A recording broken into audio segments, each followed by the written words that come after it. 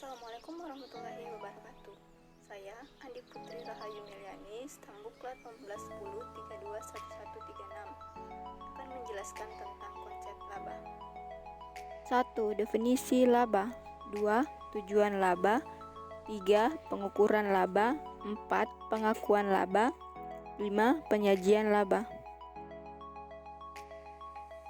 Menurut Triwana, definisi laba atau profit dalam akuntansi konvensional oleh para akuntan merupakan kelebihan pendapatan dari kegiatan usaha yang dihasilkan dengan mengaitkan antara pendapatan dengan beban terkait dalam satu periode yang bersangkutan.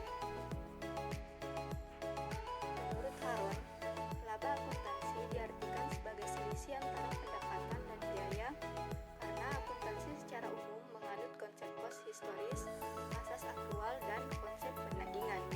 Pendefinisian laba sebagai pendapatan dikurangi biaya adalah definisi secara struktural karena laba tidak diartikan secara terpisah dari pengertian pendapatan maupun biaya.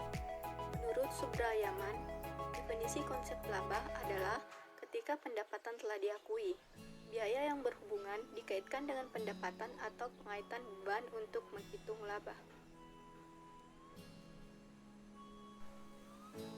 Adapun untuk tujuan dari adanya laba yaitu 1. Untuk membiayai operasional perusahaan dalam pencapaian laba yang lebih maksimal. 2. Melunasi hutang yang ada.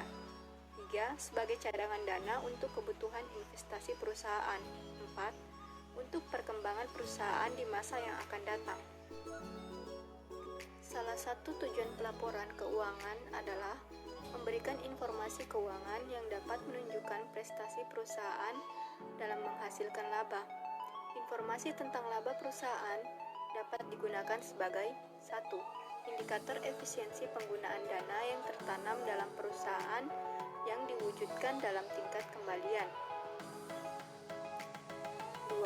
Sebagai pengukur prestasi manajemen. 3. Sebagai dasar penentuan besarnya pengenaan pajak. 4. Sebagai alat pengendalian alokasi sumber daya ekonomi suatu negara. 5. Sebagai dasar kompensasi dan pembagian bonus. 6. Sebagai motivasi manajemen dalam pengendalian perusahaan. 7. Sebagai dasar untuk kenaikan kemakmuran. 8. Sebagai dasar pembagian dividen. Laba dapat digolongkan menjadi beberapa jenis, yaitu 1.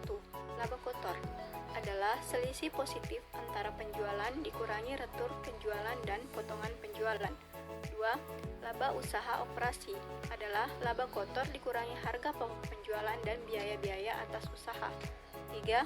Laba bersih sebelum pajak adalah laba yang diperoleh setelah laba di usaha dikurangi dengan biaya bunga.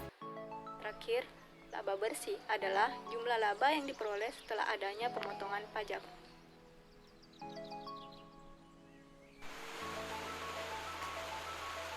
Pengukuran terhadap laba merupakan penentuan jumlah rupiah laba yang dicatat dan disajikan dalam laporan keuangan.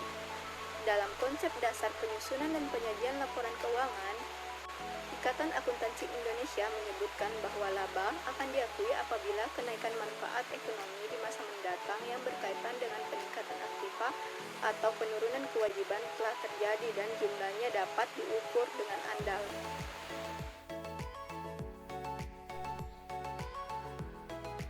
Secara konseptual, ada 3 pendekatan yang dapat digunakan untuk mengukur laba. Pengukuran tersebut adalah pendekatan transaksi, pendekatan kegiatan, dan pendekatan mempertahankan kapital atau kemakmuran. 1. Pendekatan transaksi. Pendekatan transaksi menganggap bahwa perubahan aktiva atau hutang laba terjadi hanya karena adanya transaksi, baik internal maupun eksternal. Transaksi eksternal timbul karena adanya transaksi yang melibatkan perubahan aktiva atau hutang dengan pihak luar perusahaan. Transaksi internal timbul dari pemakaian atau konversi aktiva dalam perusahaan.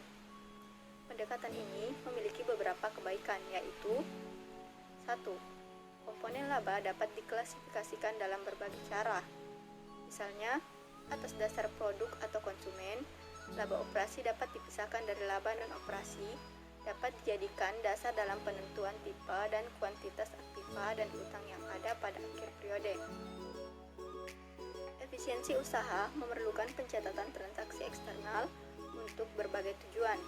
Berbagai laporan dapat dibuat dan dikaitkan antara laporan yang satu dengan yang lainnya. 2. Pendekatan kegiatan. Laba dianggap timbul bila kegiatan tertentu telah dilaksanakan. Jadi, laba bisa timbul pada tahap perencanaan, pembelian, produksi, penjualan, dan pengumpulan kas. Dalam penerapannya, pendekatan ini merupakan dari pendekatan transaksi. Hal ini disebabkan pendekatan kegiatan dimulai dengan transaksi sebagai dasar pengukuran. Kebaikan pendekatan kegiatan adalah 1. Laba yang berasal dari produksi dan penjualan barang memerlukan jenis evaluasi dan prediksi yang berbeda dibandingkan laba yang berasal dari pembelian dan penjualan surat berharga yang ditujukan pada usaha memperoleh capital gain. 2. Efisiensi manajemen dapat diukur dengan lebih baik bila laba diklasifikasikan menurut jenis kegiatan yang menjadi tanggung jawab manajemen. 3. Pendekatan mempertahankan kapital atau kemakmuran. Atas dasar pendekatan ini, laba diukur dan diakui setelah kapital awal dapat dipertahankan. Dalam konsep mempertahankan kemakmuran, kapital di sini dimaksudkan dalam arti kekayaan bersih yang luas dan dalam berbagai bentuknya. Dengan demikian, laba dapat diukur dari selisih antara tingkat kemakmuran pada akhir periode dengan tingkat kemakmuran pada awal periode. Masalah konseptual yang erat kaitannya dengan penyajian adalah pemisahan pelaporan pos-pos operasi dan pos-pos transaksi dengan pemilik atau transaksi modal. Pos-pos operasi dalam arti luas atau transaksi non-pemilik pada umumnya dilaporkan melalui statement laba rugi, sedangkan pos-pos yang jelas-jelas merupakan transaksi modal dilaporkan melalui statement laba ditahan atau statement perubahan ekuitas. Penerapan metode laporan laba rugi terdiri dari dua macam jenis, yaitu yang pertama, cash basis. Metode perhitungan laporan laba rugi cash basis datanya adalah berdasarkan jumlah penerimaan dan pengeluaran kas pada suatu periode tertentu. Yang kedua, accrual basis. Metode accrual basis datanya adalah berdasarkan pada data dari rangkuman seluruh pendapatan dan beban pada suatu periode tertentu tanpa harus memperhitungkan aliran dari kas masuk dan kas keluar. Sekian penjelasan tentang konsep laba. Terima kasih. Wassalamualaikum warahmatullahi wabarakatuh.